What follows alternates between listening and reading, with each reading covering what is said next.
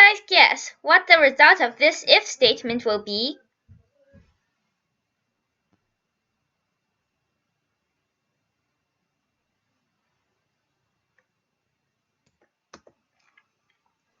Both conditions are met, so what's inside this if statement is executed.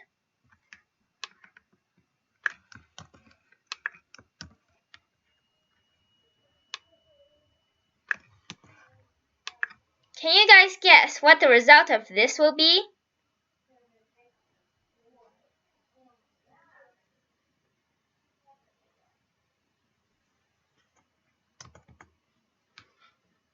Nothing happens because even though A equals apple, B doesn't equals bat. Try making your own if statement with two conditions.